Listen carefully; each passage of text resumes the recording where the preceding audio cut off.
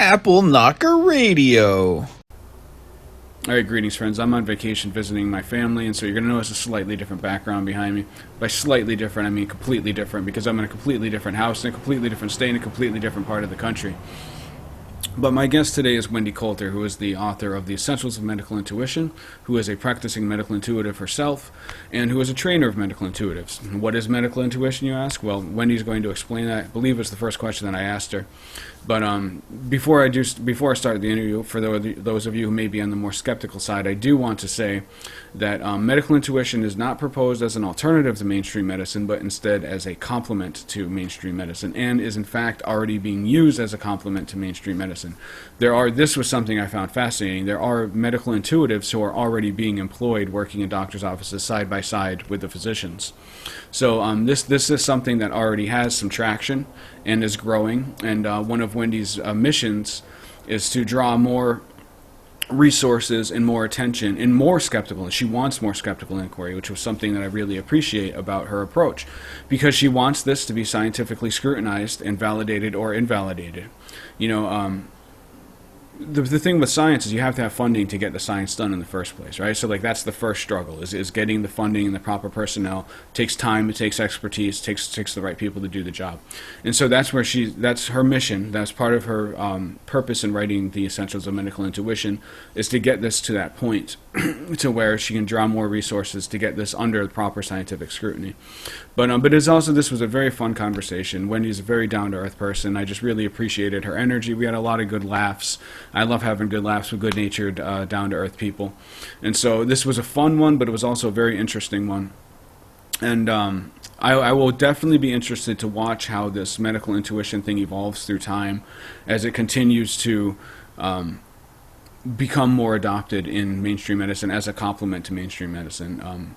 But yeah, anyway, I will quit talking. I will let Wendy explain exactly what this medical intuition thing is. So thank you very much, friends. I appreciate you stopping by, and I hope you are all having fantastic years and pursuing your goals and just living life and enjoying things, having fun despite all the craziness that's going on out there.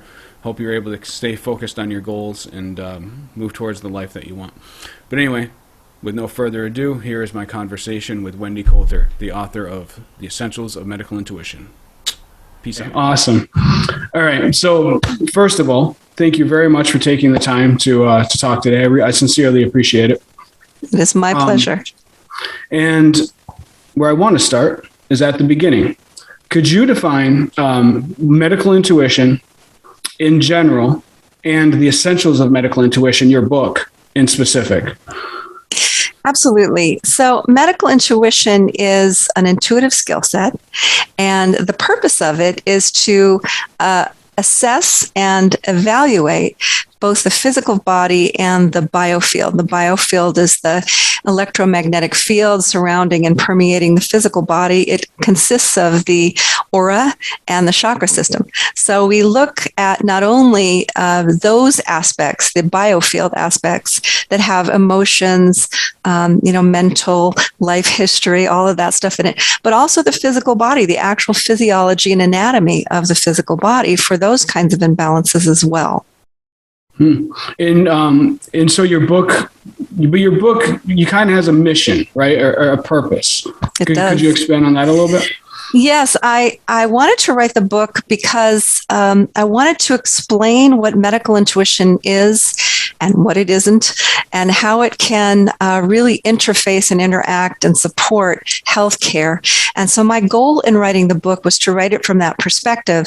What could a healthcare provider what value would it bring? What value does medical intuition bring to healthcare? What does it bring to the individual patient or client?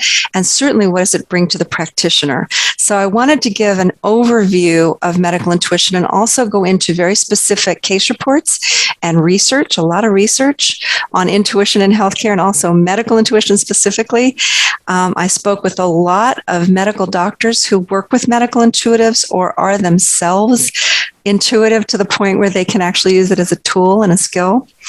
And I'm very pleased with how the book came out because most of the books on medical intuition, and there's some wonderful ones out there, but most of them come from the point of view of that personal practitioner's work. And there's nothing wrong with that. That is somebody's experience, and these are important case studies. But I also wanted to present to the medical world, here's the history of it. Here's what it actually does. Here's what it can do. And is there a future for it in medicine? And that was my goal with writing the book.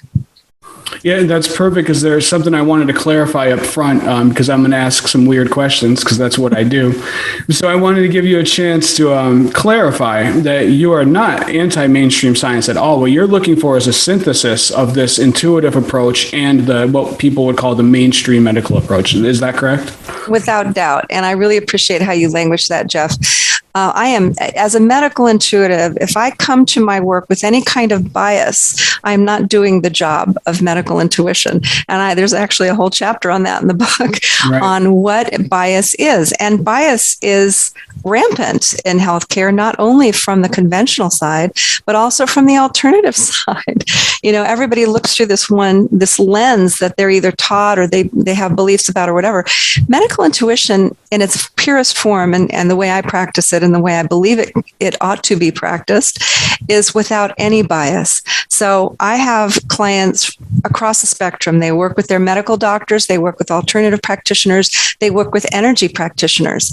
And my job is to see what of any of those and all of those could be best for the client's body. It's what the body is asking for, things like that. So absolutely, I'm a firm believer in science, in medical science, in following the science, but also expanding the science. That's been a big soapbox of mine. Let's expand this. Let's include some of these things that really are not well understood. In quite a few of the case studies, I think probably the majority in your book were medical professionals, right? So is that true? I've included a lot of case studies from medical professionals. Okay, yes. Okay. Could you expand on one of those that people might find interesting, and one that gives a good insight into how a medical professional would use this? That's a great question. No one's asked me that one, so thank you. The best, really, kind of the featured one, there's actually a lot of them. Let me give you the one that I really point to, because I think this is a really great model of how a doctor and a medical intuitive would work. And there are several in the book.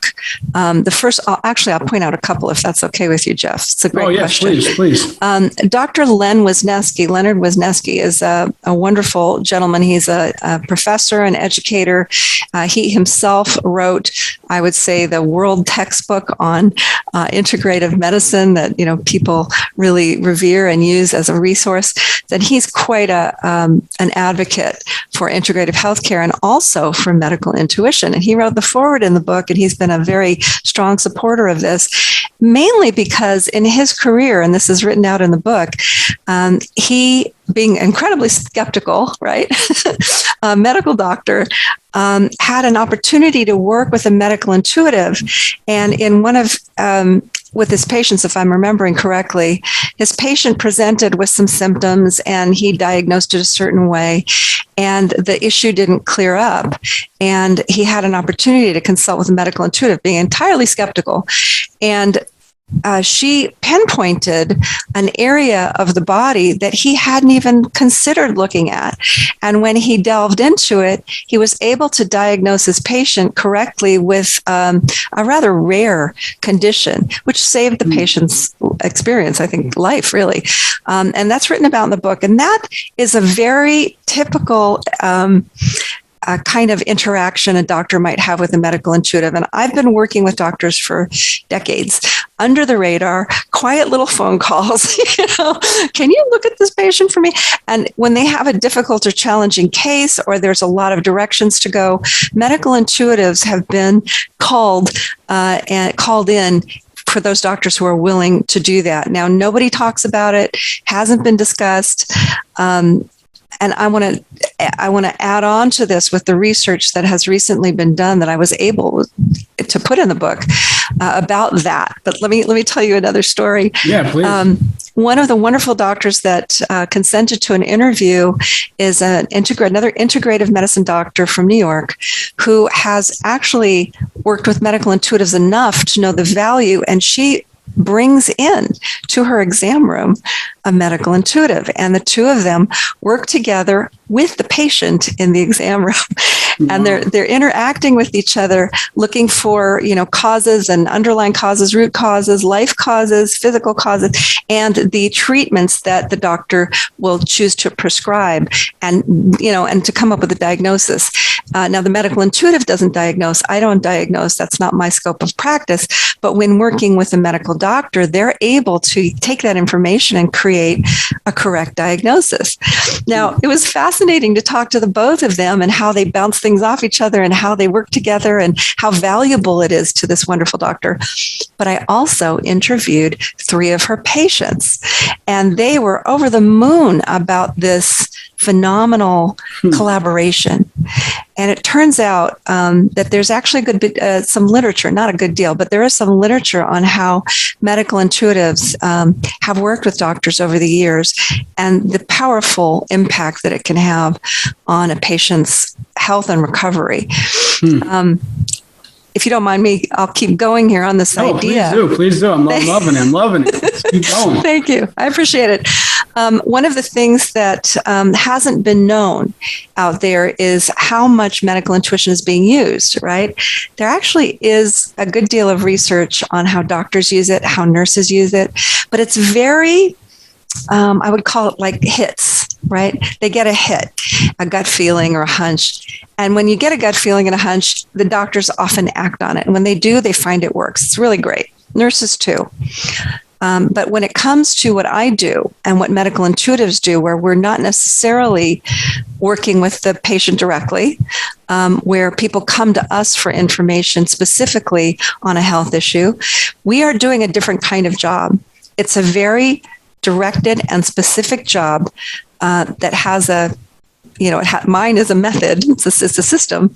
And in that system, we're looking for very specifically what's going on in the physiology, what's going on in the anatomy, what parts are interacting with other parts, because that's a big missing piece in conventional healthcare, what the body wants to say, what it wants you to know, and where this could have begun for someone in their life history, and how it can shift, how it can move. What are the recommendations? What is their body asking for?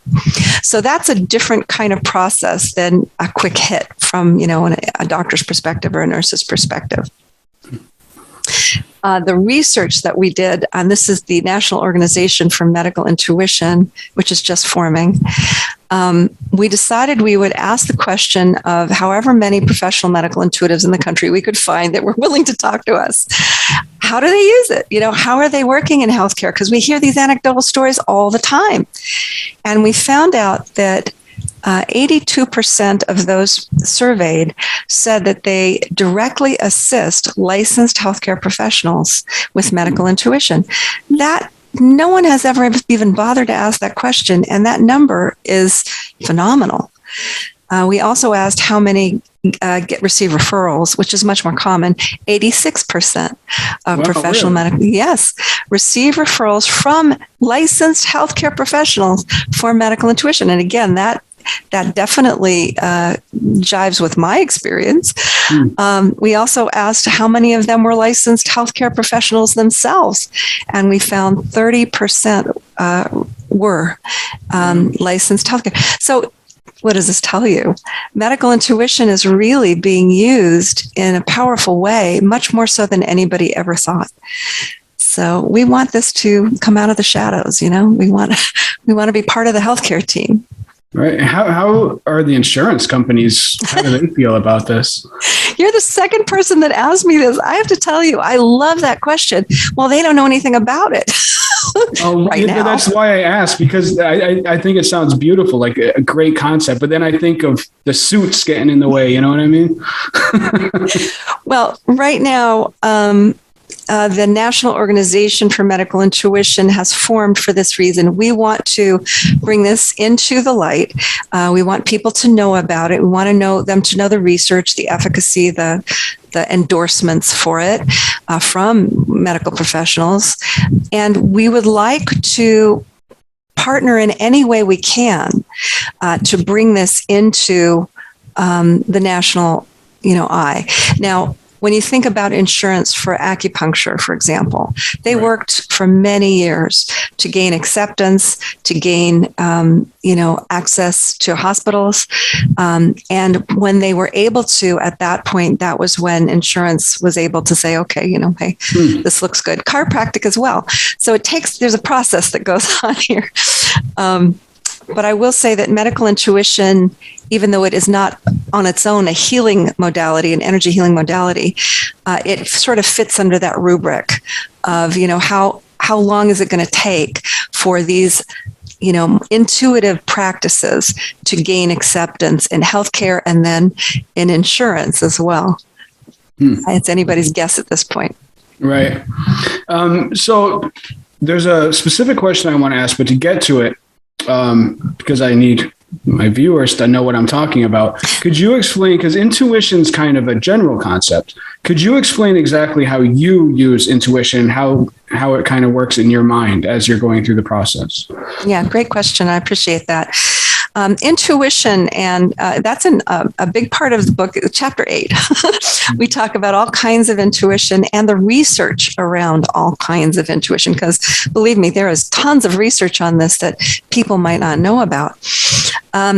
The big four, you could say, are claircognizance, very common. That's the sense of knowing, clear knowing, meaning I know what I know. I don't know how I know it. We call those gut feelings, hunches, women's intuition, whatever.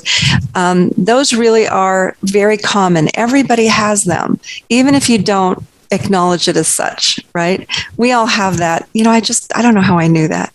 And there's a lot of, debate about, well, maybe it comes from something you already knew and all that stuff. Intuitives know that it doesn't come from, our brain computer. It comes from somewhere else. So what is that? Quantum field, I guess you could say. So that's one kind of intuition. Clairsentience is a very, very common type of intuition, and that is clear feeling. So that would be someone who feels someone's emotions, feels someone's physical sensations, and has that kind of feeling sense. So that could even be gut feelings, but a lot of people say they feel the emotion sort of taking over them, right? We actually call this compassion in our society. We actually revere this, meaning we can relate emotionally to your emotional state. That's highly prized amongst humans. There's a couple of others. The one that I use, and the one that is probably the second most used with medical intuitives we found in our survey, is called clairvoyance, clear seeing. That's a very stigmatized word.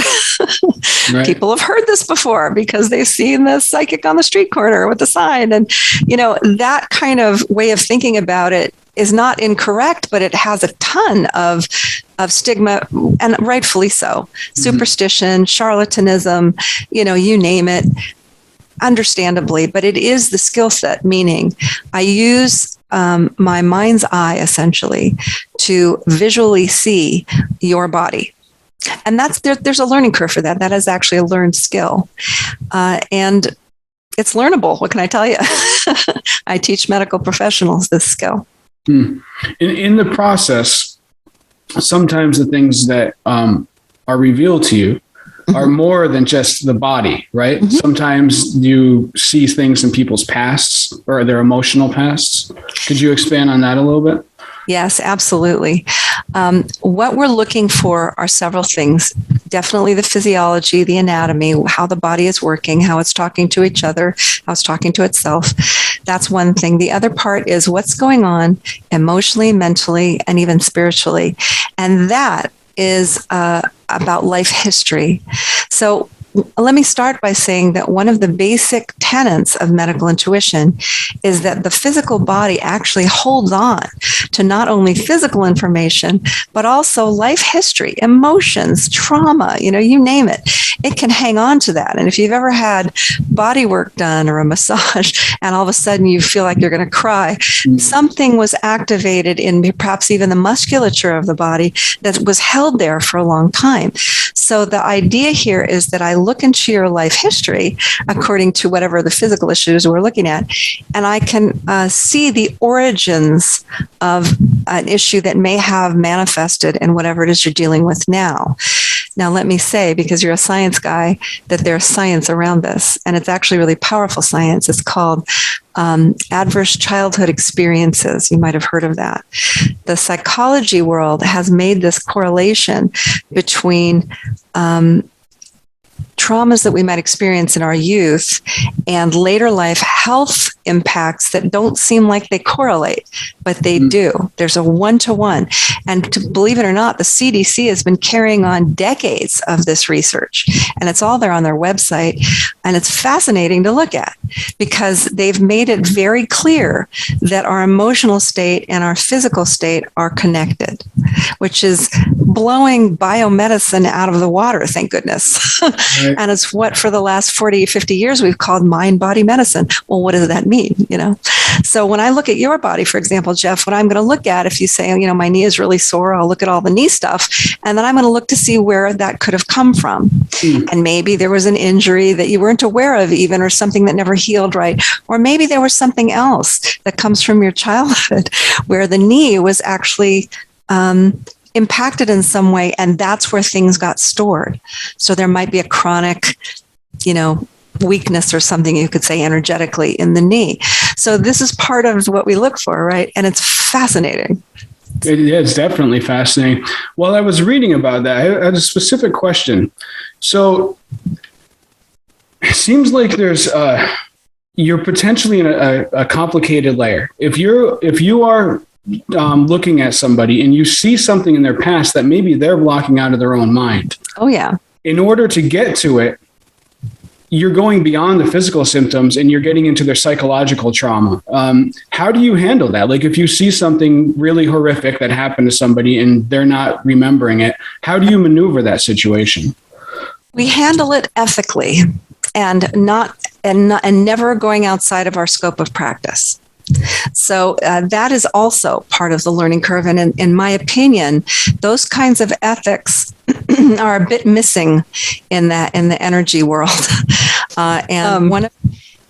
So in terms of the ethics, my feeling is that they're not well taught in energy practices.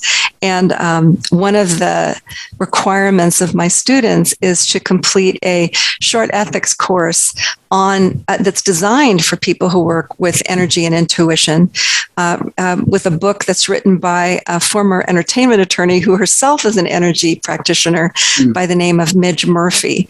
And her book, I believe, is called Practice Energy Healing in Integrity. Now, we're not healing, but the same principles apply. So the understanding of what our scope of practice is as medical intuitives is critical. I do not diagnose. I do not give medical advice. I do not give psychological advice. And yet I can look at your life history and tell you where the imbalances are. And I can be very specific about it, but I'm going to make sure, number one, that it's okay to say, and number two, that you take this to your healthcare practitioner. That's really critical. Yeah, I can imagine that's got to be such a difficult situation to maneuver. It can be challenging, but I'll tell you what, in all my career, I have never had one person tell me, don't tell me.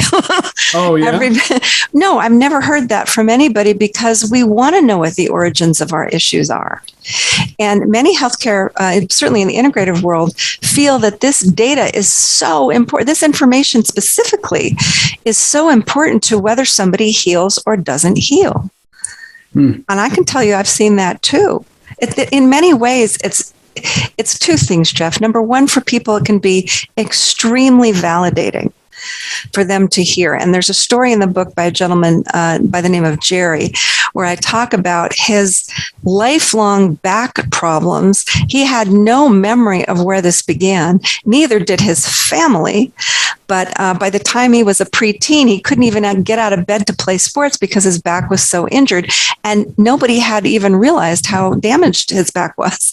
And when I looked into his energy, I saw that when he was a toddler, he and his mother were at the supermarket, and those those mechanical horses they have at the front, those things they put kids in, and they put a quarter in, and it goes jiggle jiggle. Mm-hmm. Well, he had been in one. His mother put him in one when he was like 4 years old, and the strap slipped, and he fell, and he fell onto his back on that concrete embankment that the horse was kind of attached to, and he actually injured his back as a toddler.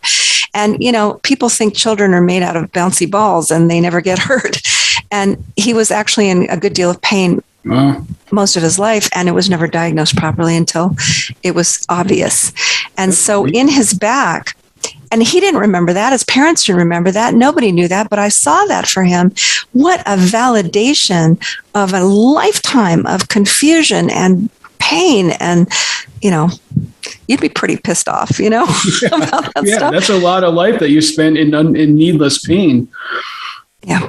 So in that situation, it was purely anatomical, biological injury. It wasn't emotional, traumatic. It was exacerbated. It's a really good question. It was a biological, physical injury, and because no one had paid attention to this little kid in pain for a major part of his, early life, there was also caught up in his back in that same spot, anger, confusion, frustration. And all of that actually exacerbated his ability to heal. I mean, it had played a part in all of that. That's that mind-body connection. So one of the things he found is that he was able to understand the source of the original injury, which was major. It was like weights lifted off of him, because when you don't know, right? And knowing is Dr. Dean Ornish, my favorite quote of all time. Dr. Dean Ornish said, "Awareness is the first step in healing."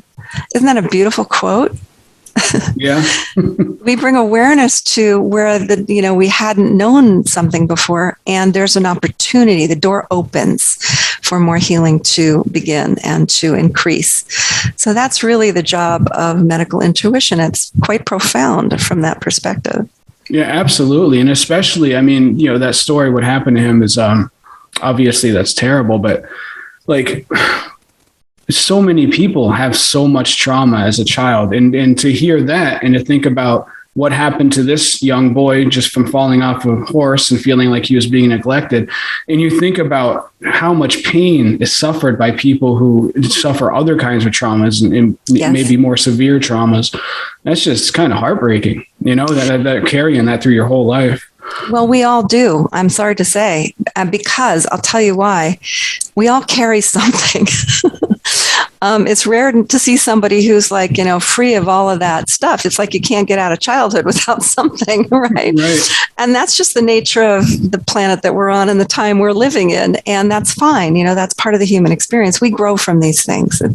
It's all about, spiritual growth, really, and self-growth. So it's interesting to look at from that perspective as well. In the book, I talk about something I call hidden or subtle trauma. And this isn't really understood in psychology because they're really looking at, the abuse and the physical and the all that really pretty heavy stuff. But there's also tons of subtle trauma in our lives, things that, we wouldn't even remember because they seem so innocuous, but yet they have set up a kind of a historical, energetic anomaly, you could say, or an energetic pattern that reaches into our daily life, and we're kind of operating out of these imbalances without even knowing it. That's much more subtle, but it can be incredibly impactful to bring that to conscious awareness as well. And then you get into even the wilder concept that maybe people are carrying this on from past lives or from some other dimensional existence, and that's when it gets even wilder, right? Yeah. Well, we'll go back in the human life to say that even in the womb, people can experience all kinds of, trauma, subtle or overt. And then you go into past lives too, which is another part of the program.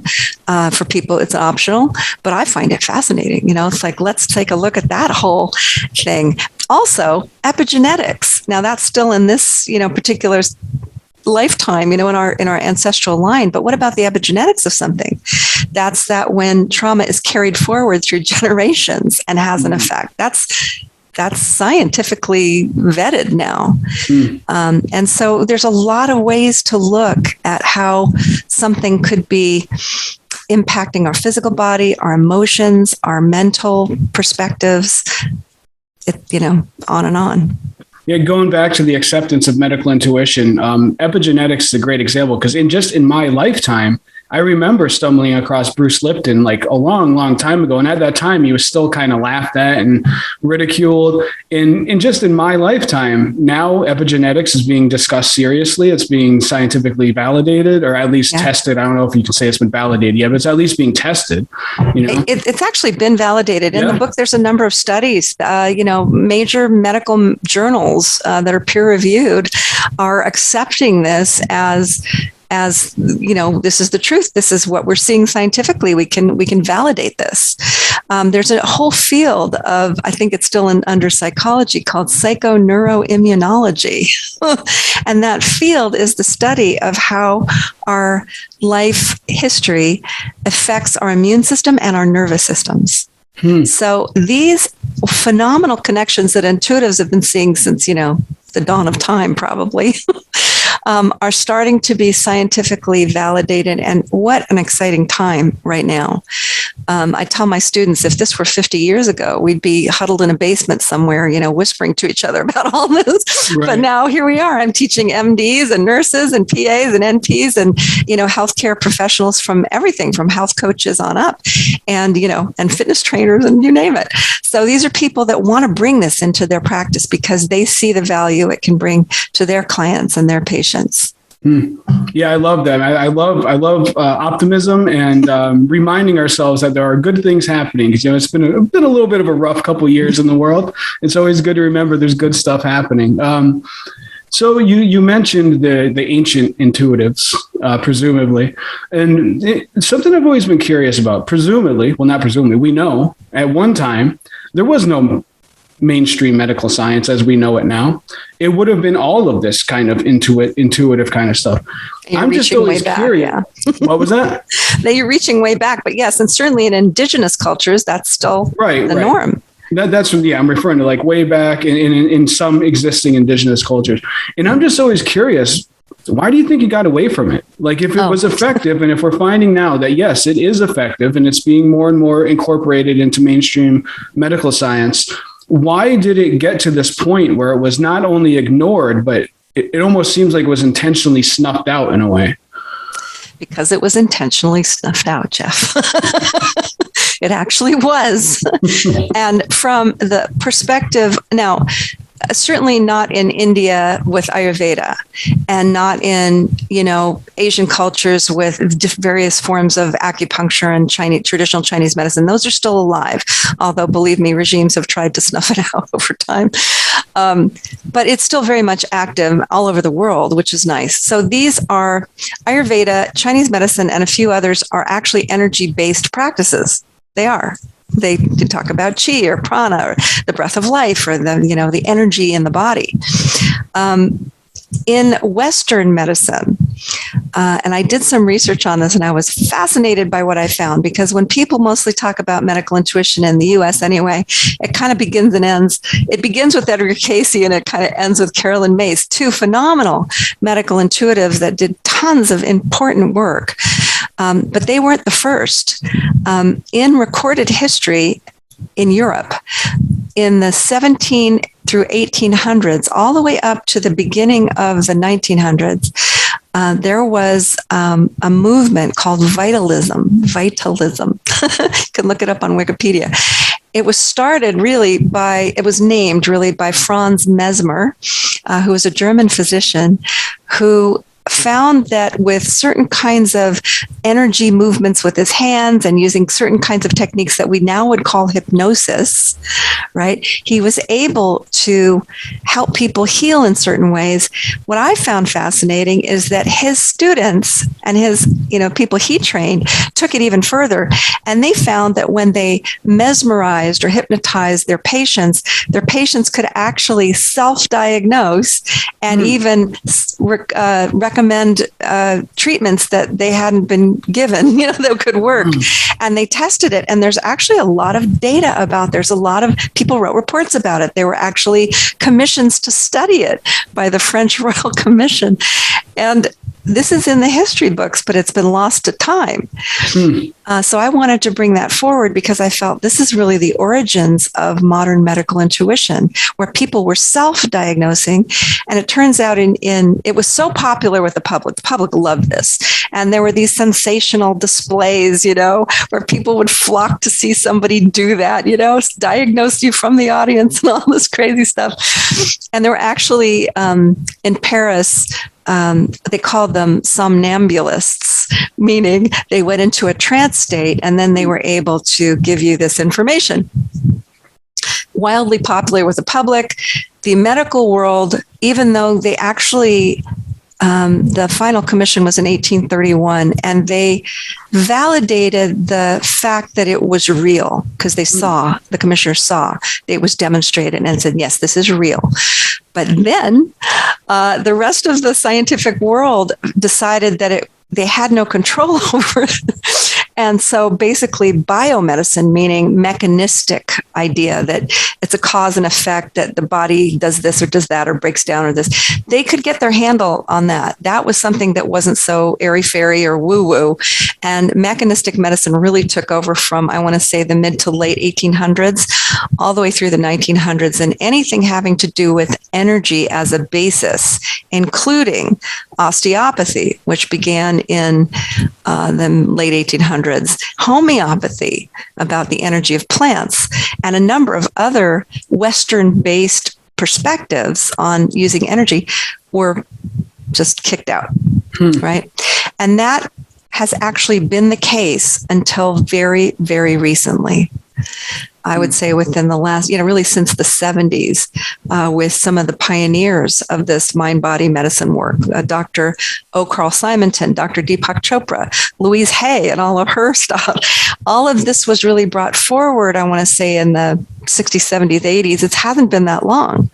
And only now, Jeff, has the National Institutes of Health even talked about it, in recent history, and actually started studying it and offering grants to study it.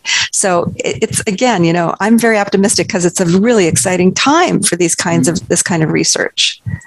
Absolutely. I agree. When you have this debate, a common, like a staple of the scientific method, right, is, as you know, is like one of the merits of it, one of the virtues that the proponents will use when you're trying to have these discussions is they will say, well, one of the great things about the scientific method is that it eliminates all subjectivity, right, which is like a noble end, right? You're trying to get rid of all subjectivity, and that's understandable because human beings are very prone to hallucinations and just all kinds of cognitive biases or whatever. Yep. When you're having this discussion, how do you present your side of that case? When somebody says that only things where all subjectivity can be eliminated completely should be allowed in? It is a valid argument, and it is a flawed argument. There has been research on medical intuition. First of all, let me say, with groups like the Institute of Noetic Sciences, which I'm sure you're familiar with groups like the Rhine Institute, the Monroe Institute, Upledger, these groups, Winbridge, I think, these groups are researching intuitive phenomena from the perspective of evidence-based science, of the scientific method.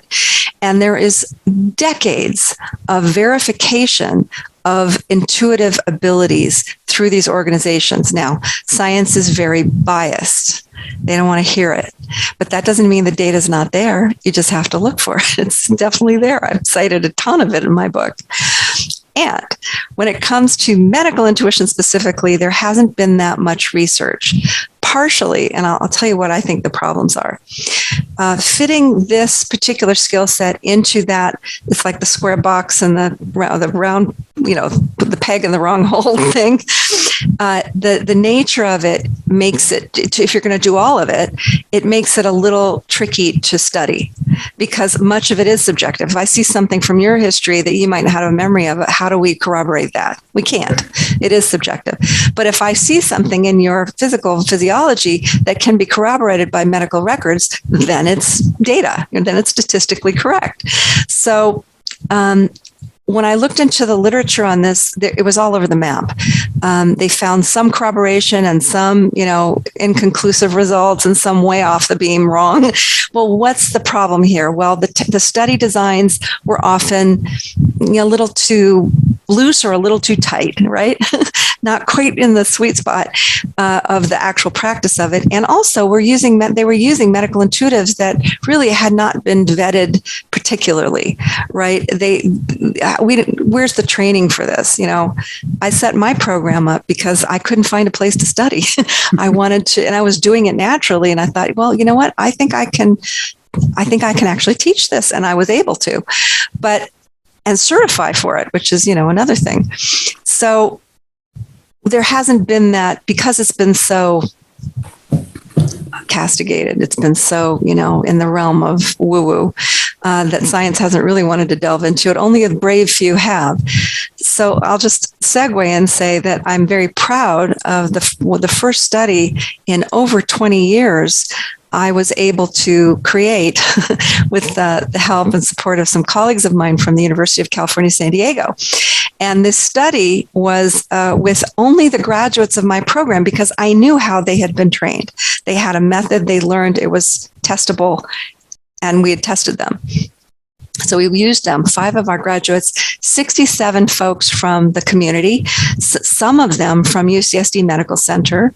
Now, the challenge here was this was not done with an IRB and, all of the bells and whistles that you would need to do a vetted test. However, it was done underneath in a way that we could do it to allow us to gather data.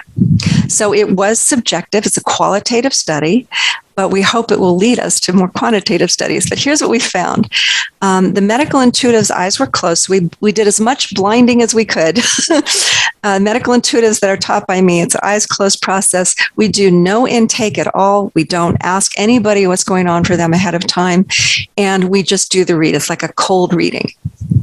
And we found that afterwards they filled out a survey. They said, how accurate would you rate this in these different areas? And we found that the participants rated the medical intuitives as 94% accurate in the location and evaluation of their primary health issue. Now, that 94% is higher than any other study we've seen done in the past. And Dr. Shealy and Carolyn Mace did a lot of studies together. We were thrilled with that result. We also saw 98% accuracy, subjective accuracy in the description of life experience that would be probable or possible was the words we used. Could you relate this to your life experience? Do you think there's a correlation there? 98% said yes. We also asked, for those that had a known medical diagnosis, this was as close as we could get to empirical data. For those who had a known medical diagnosis, how consistent was the medical intuitive with that description of that issue? 94%, about half of them had a known medical diagnosis. 94% of those said totally consistent or consistent. Now that is groundbreaking data. All of it is, but we were very pleased with that because that has now led us to working closely with another very prominent research organization on a new study that will get even more validation. We want those medical records. We want to work directly with the doctors. We want to find out if we nail it, and if so, how valuable and useful is that to them and any other information that might be of value. So there you go. Yeah, congratulations. That's amazing. Congratulations on that. That study was published in the Journal of Alternative and Complementary Medicine in 2020, December 2020. And again, it actually, I wasn't even aware, it caused a lot of ripples out there. Oh, because, really? because in the medical world, the people who are interested in this, and even people who are like, what is this? Because all of the other studies on record showed inconclusive results, or, there's something here, and maybe they were only using 1 or 2 intuitives, not 5. So there's some promise here.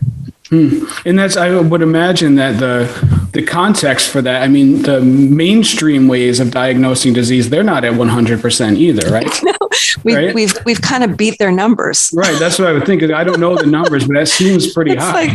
like 76, 80%, 85 at the most is kind of what doctors sort of throw those numbers around, and, there's plenty of organizations that do research on this. And those numbers are much lower than what we got. So we hope that this, makes some sense here. That's incredible, and congratulations, sincerely. Thank you. You train medical professionals, but you also have a schooling just for people who aren't in the medical field. Is that correct? I have a workshop for anyone and everyone who wants to open the dialogue between their mind and their body. Right? These are the basic building block tools of medical intuition, where you learn how to listen to your liver, communicate with your big toe, and we want to hear what it has to say. A lot of people, when they do their own healing work, and many people do, is they're sending energy to a part of their body, and that's fantastic. And what we also want to learn how to do is listen to our body, right? People say all the time, I had a feeling it was this, or I just knew it wasn't that, Well, what are they doing? And is there a way to expand on that? Of course there is, yes. So we want to have that open line of communication going for ourselves. And I have to tell you, it's something I've used for many, many years as a medical intuitive. I do this work for myself, and it's incredibly valuable. Do you get good turnout for the non-medical professional courses? Yeah, people are interested in it. And we have one coming up, if your folks are listening, if it's on July 16th. And all of the study that I offer is live online, so people can join us from anywhere. And the Medical Intuition for Healing workshop, I'm going to be putting together a self-study version of that will hopefully launch later this year. And that way people can take it at their leisure and learn how to communicate and listen to their own physical systems. Very cool. So I actually meant to ask this earlier. You describe what your process is when you're meeting somebody, right?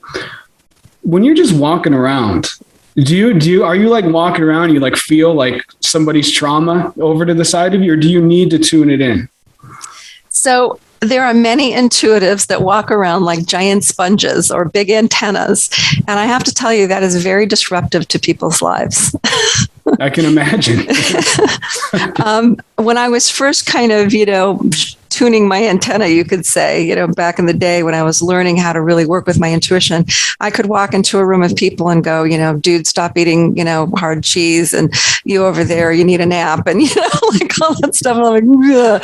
First of all, it's very invasive. You don't want to do that with people, but also it was too overwhelming. So what I found was that the mind's eye intuition, the clairvoyance, was much more neutral. And I also was able to develop and work with neutrality tools, things that would keep our own energy boundaries up. Very important for intuitive folks to have that. All right. So here's kind of the big question. I always zap everyone with this. It's the question that drives me. That's the main thing that I love doing these interviews for. So we've got the intuition. We've got this medical connection. We've got this communication. How does it all actually work? Because when we talk about these things, to me, it's like you can't get at it without questioning the actual foundation of reality itself, of consciousness itself. So I'm kind of asking you, how do you think reality is actually formed? Because I try to visualize this, right? Like I try to think like, how would this intuition actually work? Like if you can see in my past and in my body, I try to physically or visually imagine what could be the components that are interacting there. And I don't know. And so I'm just curious, how do you think this is all built? Such a great question. Thank you for asking that. I really appreciate it because most people don't want to go that far. The truth is I don't know. And the truth is people don't know. There's a lot of theories. How I kind of language it and how I work with it is as if there were a field of information. And my job as a medical intuitive, and I kind of point upwards because, that's the way humans do it. We're here in a body. I could have easily point outwards, but, I'm tapping into like a field of information. And how I access it is part of the process. How I interpret it and how I use that information is also part of the learning curve. How I language it is another part of the learning curve. But the what of it seems to me to be this, you could call it even a grid. People call it the quantum field. And again, there's all kinds of wonderful science about that, which I can't even get into because it's like it gives me a headache. I think there's 5 people in the world that truly understand quantum physics. Right. So I get the gist of it, because I use it, but I don't really know how to explain it other than, using a conduit, so to speak, of a way to tap in. And that process of tapping in is the process of learning how to do this work. And you ask 10 intuitives, they'll give you 10 different answers about how they do it. But that's how I do it because I want to see what's going on. Mm-hmm. And that visual sight is not quite as natural for humans as feeling or knowing or all of the rest of audio, hearing it audio in your audio, clairaudience, that's called. The visual sight seems to need a bit more practice. Like you need to put yourself in an educational environment. And I liken it to learning how to play an instrument, right? Or learning how to learn Italian, or something. You need some education with it. Some people are really born with that ability naturally, and that's wonderful. But if you're not, you can still learn it. Well, another field that there's been a debate between the mainstream view and outside views is the near-death experience. I'm curious how your work at all overlap, if it does, maybe it doesn't at all. How does your work overlap at all with what people call the near-death experience and just death in general? It's such a good question. I'm not a medium. Right. So mediums really deal with that. They deal with people who have left their bodies and they do a lot of communication. It is part of the intuitive skill set if you choose to go there. And it's not part of the main part of my program because we're working with living bodies. But it is a very interesting thing to communicate in that way. My work doesn't really overlap with that, but I'll tell you whose does. The hospice nurses, that overlaps because they're with people they're very close to death or at death and the transitional process. And their experience using medical intuition in those environments is phenomenal, just really, truly phenomenal. And they'll have stories to tell, look, we all, if you want to go to that end of things, I'm happy to, meaning that, we're here for a short time, right? We get to hang out in this corporeal form, however you say that, for just a short time. And what happens then? Where are we before? Where are we after? That's the spiritual side of mind, body, spirit, right? We have to look at that. As a medical intuitive, what are we talking about? Why are we here, right? So near death is a whole other conversation. My conversation is, why did I incarnate? Why did my client incarnate in this body? What are the lessons we're here to learn in life? And that information is part of a medical intuitive session. And many people, when they're grappling with an illness that is either chronic or even terminal, this is the question they have, right? So we have to answer that. We have to find that information for them that comes from their broader perspective on our life lessons, you could say. And that's a different kind of conversation, but it's certainly just as fascinating. Right. Yeah, Atwater is a near-death experience researcher. Raymond Moody's more of the big name, but I read Atwater. I think it was the last book that she wrote in her retirement, and because she was at the end, she revealed that she is an intuitive. And so because she always tried to quantify when she took records of people's near-death experiences, but she also came out and said, yeah, this whole time, like, I've been able to see these people's energetic fields, but I didn't say anything because I didn't want to destroy my credibility. Yeah. So, so it's a pretty amazing book. But all right, so we're talking about death. We're getting to about an hour, and so talking about death, I'm going to bring it down to something a little simpler, and then give a chance for you to talk about whatever you have going on, other than the release of the book. Russell Targ. So you have that really interesting synchronicity from your childhood with Russell Targ. Could you talk about that? I'm a huge Russell Targ, for those of you that don't know, is a remote viewing pioneer and just a really fascinating guy. Was a laser physicist who was one of the world's most prominent laser physicists, who decided to switch over to study remote viewing and kind of psychic activity. So could you talk about your synchronicity with Russell? Yeah, it's really a fun one. I don't know, actually, I've met Russell Targ over social media. We've, greeted each other. One of the people in my life that was actually dear friends with my parents, and my mother in particular, is a woman by the name of Hella Hamid. And she was one of the remote viewers that was trained to do remote viewing for the Project Stargate, which Russell Targ was part of, and also Stephen Schwartz and other folks too. And she was one of their top remote viewers. Now, she was like an aunt to me, okay? She was somebody I grew up with. She was a photographer. She took pictures of our family. That's how I knew her. And every now and then I get these whispers, oh, well, she's working with the police and she's working with the government. I'm like, what is she doing? And when I was a young kid, I remember, I believe it came from her, was a set of, I think they're called Zener or Zener cards, which were the symbols, the 5 symbols, and you would try to practice ESP with them by someone looks and sends something and you would try to receive it.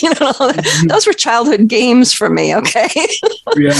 And it wasn't until later that I understood what she had done and the incredible work she did with Russell Targ, with Stephen Schwartz. I would have to say, Dr. Schwartz gave me, I believe his PhD, I think he is. Stephen Schwartz endorsed the book because he understood the value of medical intuition. You could say it's a form of remote viewing, even though remote viewing is used for different purposes. Right. Still, it's a similar kind of a process in many ways. And it was just really gratifying to see the correlation there. And I'm so proud that I knew Hella. She was a phenomenal woman. Yeah, it's so cool when you pull the camera out and you look at the big picture. You see synchronicities like that, and it's like, of course, this young girl who got these cards from Russell Targ Associate, one of his leading remote viewers. Of course, she went on to become a medical intuitive. It's this like this tapestry that's set up, and it's just so. It's amazing. It's amazing to me. I love those kind of synchronicities. Yeah, it really was. When I wrote the book, I hadn't given it that much thought. The fact that I was invited to Louise Hay's living room healing sessions before she was really Louise Hay, because a friend of mine was one of her assistants. I mean, what? Right. But when I put it all together in the book, I had to step back and go, okay. There you go. Because I didn't identify that way for most of my life. I was doing something else in life. And when this became really obvious to me that this was a path for me, it all kind of fell into place in terms of what my purpose, what my role is in terms of medical intuition and the value of it and how I can bring it forward. So thank you for pointing that out. I think that's so cool. And what a gift that is for somebody to have an idea like, no, I think I actually was put here for this. You know what I mean? Like, we all try to think of that because we all want that, but like, you have clear pieces along the way. It's like, no, she really was guided to this direction. It's kind of neat. Well, I can tell you that when we align with our life purpose in that way, and everybody wants, everybody's striving for that, we know we're hitting it because it feels really good. It feels really purposeful. And that's a lovely thing. And when people come to me for sessions, they're also looking for that, and that's a big part of why we're here. Right. No, that's so cool that you say that, because I believe that is a source of a lot more pain for people than people let on. Like, people think it's kind of this, like, whatever ambiguous concern. I feel like there's more to people that want to feel like they're here for a reason. And when you take that away from people, I personally, I don't base this on any kind of research or anything. I just personally believe that it creates like a big psychic like schism. And I don't know. I don't think it's good. I don't think it's healthy. I would agree with you on that, Jeff. I think we're happiest when we understand let's see if I can language this correctly, when the meaning is clear to us, and sometimes the meaning is, let's get healthy, let's have a nice life, let's enjoy life. Sometimes that's the meaning, right? Yeah, that's a good meaning. That's really beautiful. I hope everybody can find their way to that. But I'll infinitely ask you questions. So I'm going to stop now. But the last question will be: the new book is out. You've got your courses. Are there any other things that you would like to share or discuss that you have coming up or that you have out now for people to check out? Yes, please go to the website. There's a lot of information there, not only just the book and only the book, but also the medical intuitive training, the medical intuition for healing workshop. And I also have free guided meditations that people really seem to love, where I talk about grounding and using your energy in certain ways. And there's ways for you to practice on there. And that's thepracticalpath.com. And that will all be pinned in the description box below the video for everybody out there. You can go there. So thank you so much for this. This has been just an awesome conversation. I appreciate it so much. Thank you, Jeff. It's been absolutely my pleasure. Awesome. All right. Thank you. And best of luck with the book and everything that's going to come to it.